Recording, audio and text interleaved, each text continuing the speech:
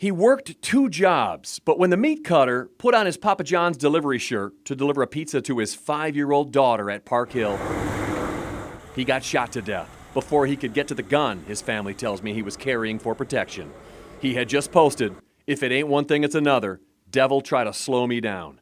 If there was a devil, this is hell when it comes to crime in Louisville, the Park Hill Housing Project. When we mapped homicides, assaults, robberies, and burglaries in the LMPD crime tracker over the past 6 months, there were 55 in the block adjacent to 11th and Hill, twice as many as the second worst block in Louisville.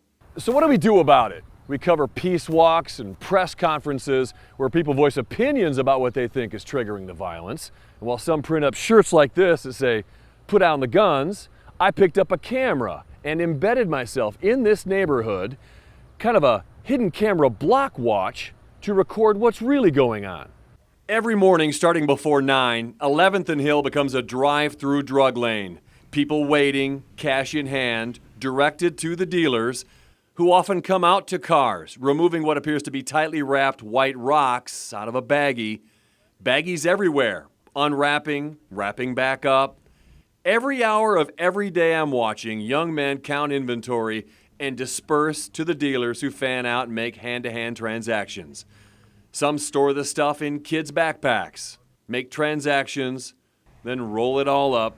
With so much money flowing, gambling is next. Dice games fire up daily at 10 a.m., multiple games at once, dipping into thick stacks of cash they brought. Half a block away, the opposite story. People who live here in line for free food being handed out by Dare to Care. I am from the projects, but I don't have project mentality. Wave 3 safety and security expert Dr. Steve Kelsey lived here as a kid, then became a Louisville police officer and patrolled this same neighborhood until he retired 2 years ago. I shared with him what I recorded. A lot of people over here don't have hope. And when you look at this, what do I have to be excited about over here? When police drive by or pull over and watch in marked vehicles, the dealing dies. When they drive away, it comes back to life. If you look at that right there, the police didn't write that. The police did not do that. The police is not destroying its own community. We are destroying our own community. There appears to be a lot of money here on a lot of young men who don't appear to have jobs. I'm not gonna go flip burgers. I'm not working for something like that when I can easily sell drugs and make more in a day than you make in 2 weeks.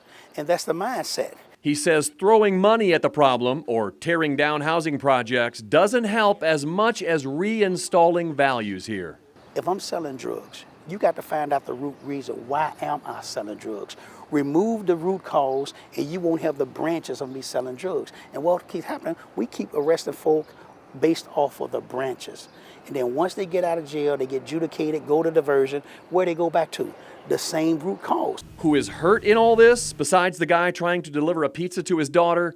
10:30 in the morning, long after school starts, this woman makes a transaction with what appears to be her son with her, dressed for school and wearing his backpack.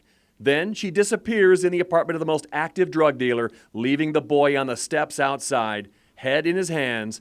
When they finally leave, as he complains he needs to be in school, I hear her say, "Mom had to take care of some business." John Bowl, Wave 3 News.